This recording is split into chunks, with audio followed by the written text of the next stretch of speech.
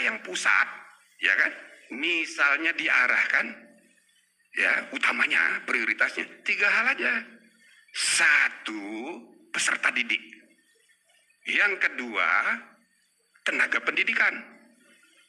Yang ketiga, fasilitas laboratorium.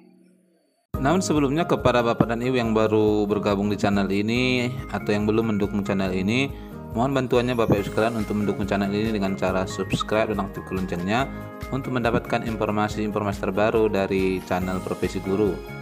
Assalamualaikum warahmatullahi wabarakatuh. Selamat pagi. Selamat pagi apa siang dia? Selamat siang. Salam sejahtera untuk kita semua. Kita ucapkan terima kasih pada Komisi 10 dan juga Kemdikbud mengundang kita pada kesempatan yang baik ini, dan alhamdulillah dihadiri oleh Pak Yusuf Kalla yang bersejarah juga ini terkait dengan kebijakan anggaran pendidikan. Nah, alhamdulillah saya diundang. Saya lihat di situ sebagai ahli hukum tata negara. Ya mungkin tidak terlalu ada kaitannya ini dengan urusan tata negara. Tapi alhamdulillah saya juga terlibat ini. Dulu saya di Depdikbud 5 tahun. Jadi saya ikut terlibat juga ini dalam rumusan 20% ini. Dan bahkan sesudah tahun 2003 saya jadi ketua MK. Kita pula yang memutus itu anggaran pendidikan harus 20% dan ribut ribut-ributnya Republik ini. Mengapa? Karena waktu kami membuat putusan sudah 3 kali. Kita tunda. Akhirnya kita putus menjelang Presiden pidato ke 16 Agustus. Tanggal 16 Agustus kami membuat putusan tanggal 13. Maka semua menteri ngamuk semua karena semua hitungan RAPBN udah selesai. Satu angka berubah semua. Satu kali saya menghadiri acara di Lubang Buaya di Kalibata, Menko Polkam waktu itu Pak Widodo AS sebelah saya. Prof, ini semua menteri marah sama sampean. Loh, kenapa marah? Dia bilang marah semua karena semua udah capek ngurusin APBN tuh angkanya, terpaksa diubah. Cuma 2 menteri aja katanya yang tidak marah sama sampean. Lah siapa? Ya Menteri Pendidikan dan Menteri Agama karena angkanya naik. Oh begitu. Nah jadi Bapak Ibu saudara-saudara, angka 20% ini bersejarah ini. Nah karena itu sejak awal kontroversial. Nah ini menggambarkan bahwa memang komitmen tentang 20% ini baru selesai, gitu loh. Nah maka di dalam implementasinya itu banyak yang kemudian menerimanya sebagai formalitas. Maka yang penting masuk 20%. Jadi dari mana-mana dimasukkan, pokoknya 20% gitu loh. Nah sekarang sejarah ini sudah 21 tahun. Maka saatnya saya rasa pas ini sekarang kita harus evaluasi. Apalagi dengan praktek kenyataan. Loh kok anggaran 20% tapi pendidikannya mahal. Yang menderita adalah yang menderita ini peserta didik. Di mahasiswa, apalagi mahasiswa kedokteran. Ampun, mahal sekali. Nah jadi Bapak Ibu saudara-saudara banyak masalah ini. Tentang implementasi anggaran 20% ini. Ini bukan lagi soal normatif. Ini udah selesai. Sudah dimuat di dalam konstitusi, sudah dimuat di undang-undang. Ini masalah implementasi. Maka yang kita gugat ini bukan lagi angkanya. Jadi saya rasa betul Pak JK tadi, kita bukan menggugat anggarannya nggak usah digugat lagi, sudah 20%. Tapi kebijakan implementasinya ini bagaimana? Sebab nyatanya ini tidak tercermin di dalam praktek hasilnya. Perkembangan mengenai mutu pendidikan, relevansi pendidikan, kemudian pemerataan pendidikan, lalu efisiensi pendidikan, itu tidak tercermin gitu loh dalam praktek itu. Sama kayak kesehatan. Ada teman saya kritik, kok pergi ke Pineng hanya untuk periksa rumah sakit.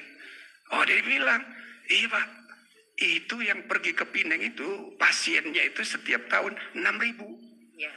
Dari Indonesia 5.000. La ilaha illallah, kenapa begitu? Iya, katanya lebih murah. Teknologinya lebih modern, pelayanannya lebih baik. Maka kita banyak yang pergi ke sana. Nah sama, padahal saudara-saudara, 40% dokter di Pineng itu alumni Indonesia. Ini kan tidak benar ini. Maka sama juga di bidang pendidikan. Gitu loh. Lembaga pendidikan sekarang sudah diperbolehkan berbentuk PT. Kalau negeri PTNBH.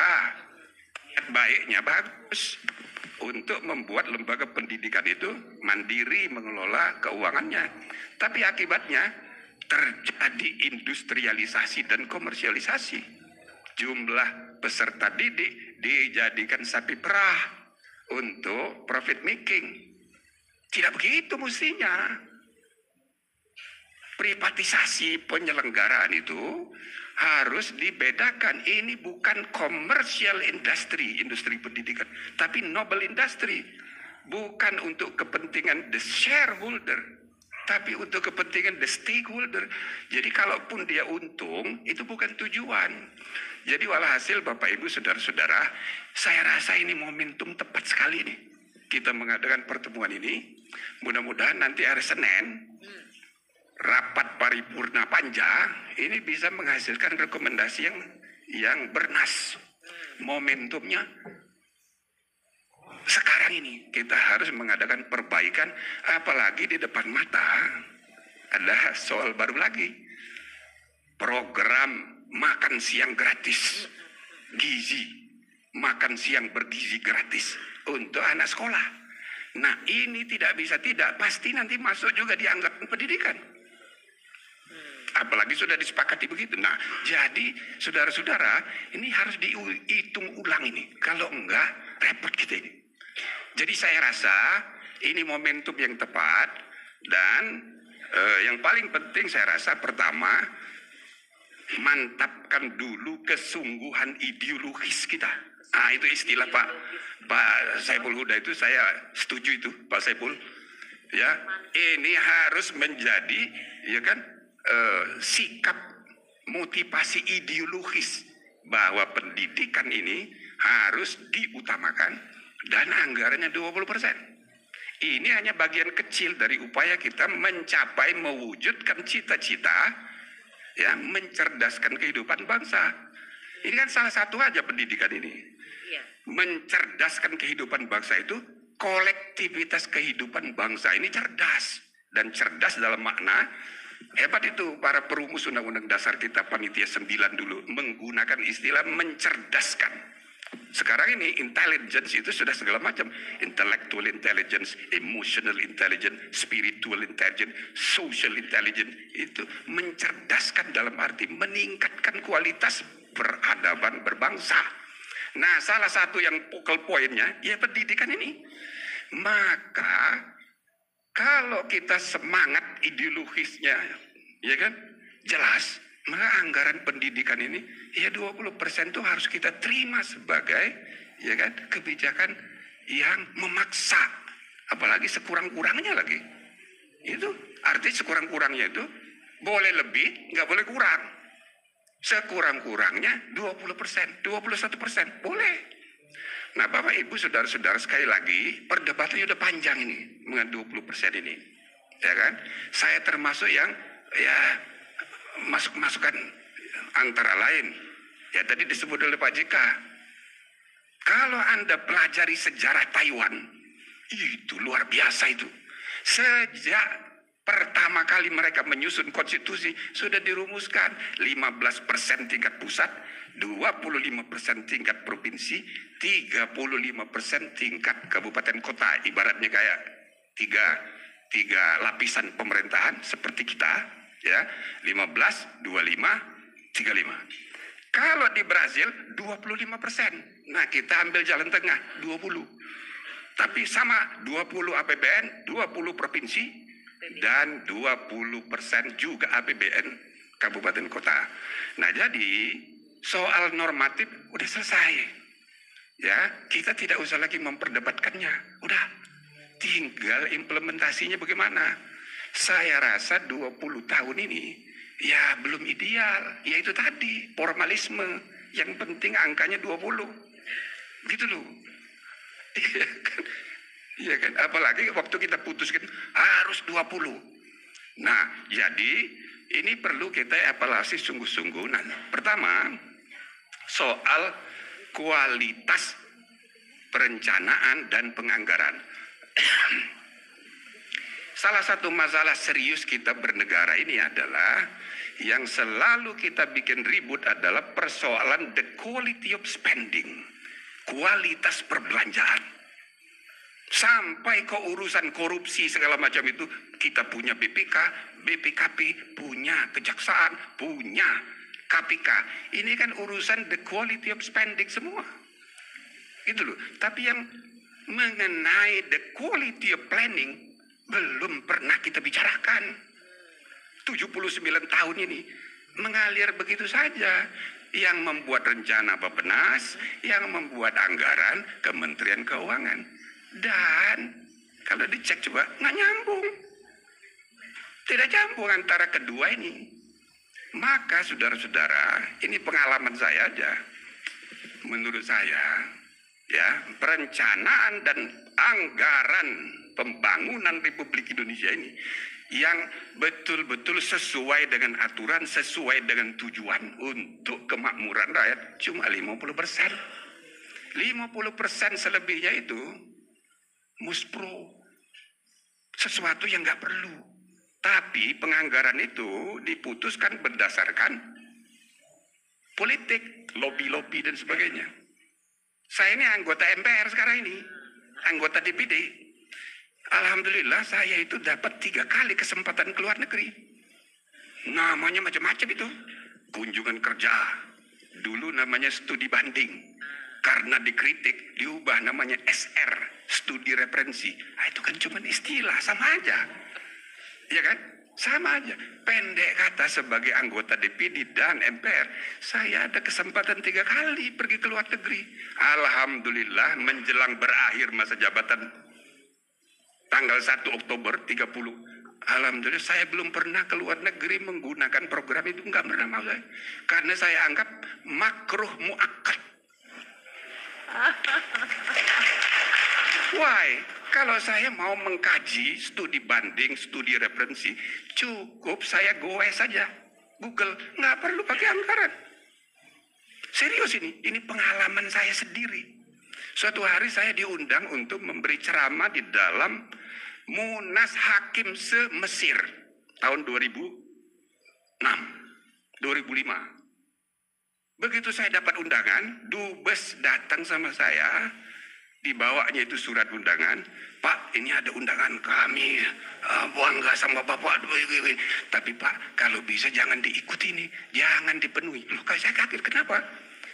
Dia bilang, Pak, menurut data kami ini, selama 2 tahun terakhir, belum ada satupun pejabat Republik Mesir berkunjung ke Republik Indonesia dalam 2 tahun.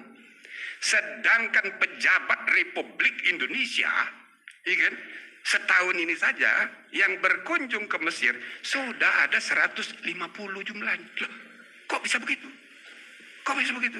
Jadi saya tanya, mana saja daftarnya?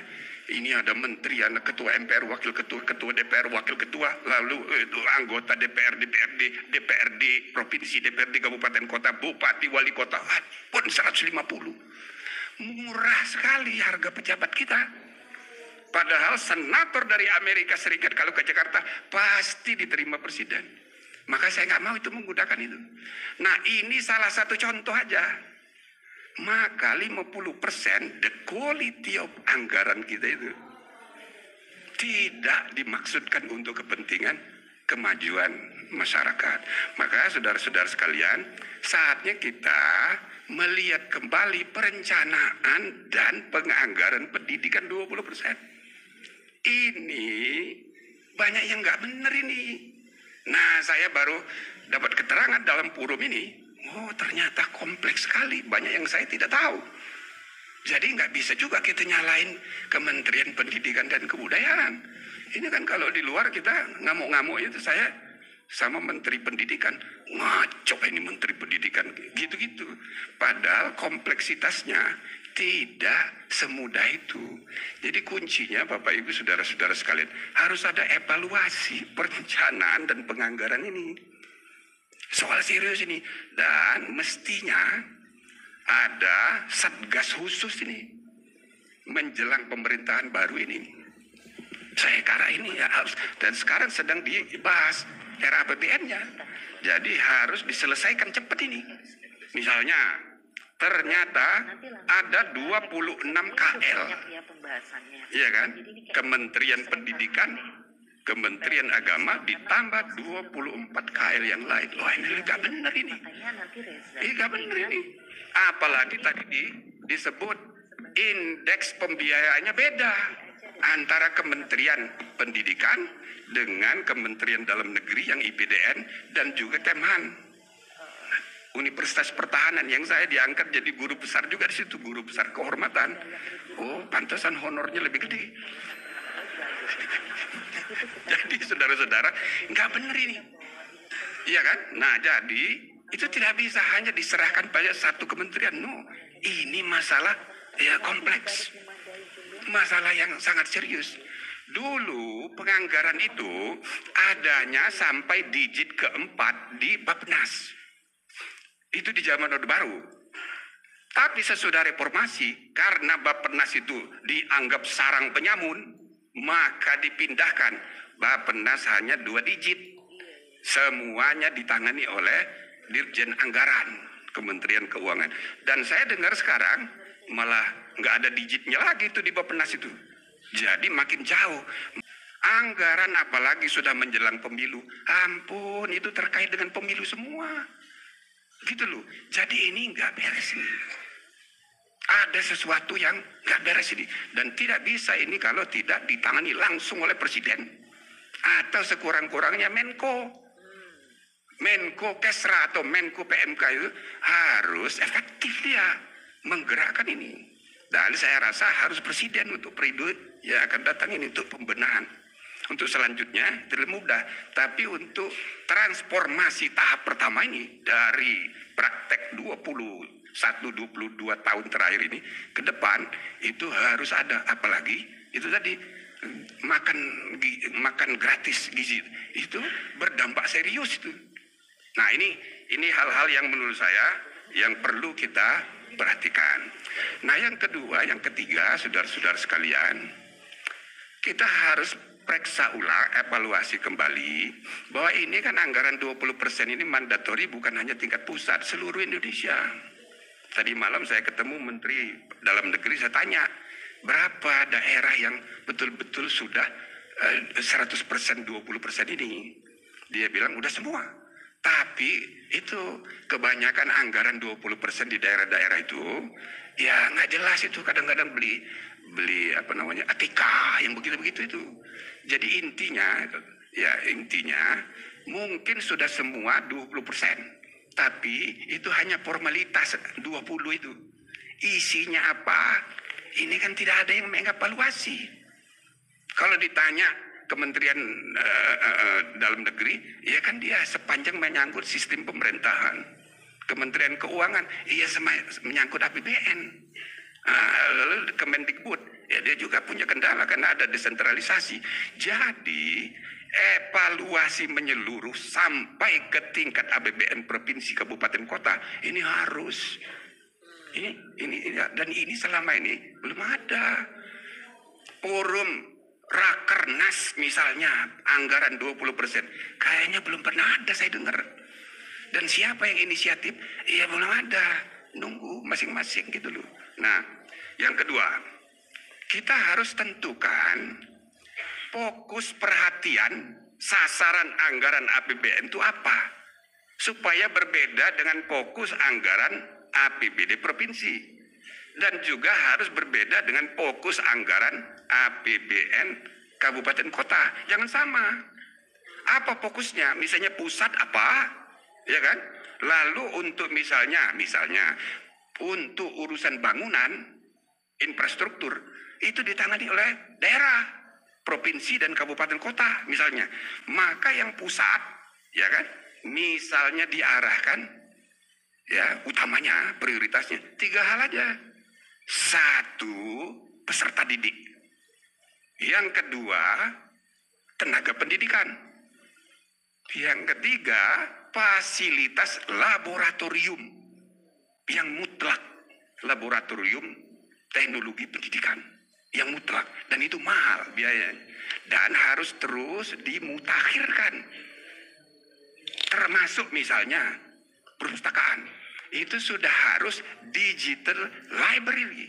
Maka di setiap sekolah nggak perlu perpustakaan lagi, itu cukup reading room.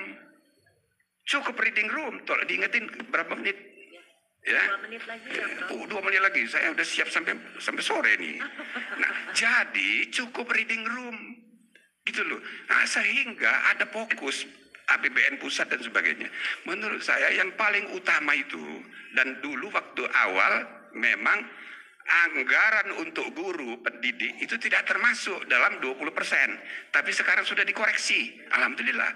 Maka sebaiknya sistem pendidikan nasional yang terpusat ada pada guru dan dosen, dan yang kedua biaya murid, biaya mahasiswa. Kalau murid sampai 12 tahun wajib harus gratis, kan ini sesuai dengan ya perintah Undang-Undang Dasar pasal 31 ayat 2. Wajib belajar dan wajib membiayai oleh pemerintah. Nah, jadi ya sampai ke pendidikan dasar. Pendidikan dasar itu termasuk sekolah dasar, sekolah menengah, dan sekolah menengah atas. Itu pendidikan dasar semua itu kalau menurut Undang-Undang Dasar ya. Nah, oleh karena itu ini harus jadi fokus utama APBN dan terpusat. Nah, yang ketiga, lab itu tadi. Nah, selebihnya saya rasa itu bisa ditugaskan pada APBD dan seterusnya. Dan juga terakhir ini, kita harus membangun kebijakan pendapatan anggaran. Anggaran pendidikan itu pertama harus datang dari APBN, 2 APBD provinsi, 3 APBD kabupaten kota. Tapi ada yang keempat. Yang keempat itu CSR. CSR ini saudara-saudara besar sekali potensinya. Jam berapa? 90% kekuatan ekonomi kita itu tergantung korporasi. Sekarang Undang-Undang PT mewajibkan adanya CSR, tapi tidak ada yang koordinir. CSR ini saudara-saudara besar sekali potensinya. Jam berapa? 90% kekuatan ekonomi kita itu tergantung korporasi. Sekarang Undang-Undang PT mewajibkan adanya CSR, tapi tidak ada yang koordinir. Tidak ada kementerian yang mengkoordinasi kemana. Maka CSR itu sendiri-sendiri. Nah, ini harus diorganisir, terpadu, terorganisir, ya, terencana, sehingga CSR itu harus menjadi salah satu sumber anggaran untuk pendidikan. Yang ketiga, yang keempat adalah hibah dan wakaf, baik melalui ataupun oleh masing-masing lembaga pendidikan. Dan yang terakhir menurut saya harus juga kita gerakkan, ya, mobilisasi dan menggerakkan dana fundraising oleh dan melalui alumni. Itu besar itu. Organisasi alumni itu kalau sengaja diorganisir menghasilkan sumber pendanaan untuk biaya pendidikan. Jadi walhasil Bapak Ibu saudara-saudara terakhir, banyak yang perlu kita evaluasi dan momentumnya sekarang. Nah, terakhir sekaligus saya menanggapi mengenai transformasi kelembagaan. Kalau menurut saya Kementerian Pendidikan dan Kebudayaan dan Ristek ini satu, lalu Kementerian Agama itu tetap. Yang 24 KL yang lain, nah itu yang harus dimasukkan semua di sini.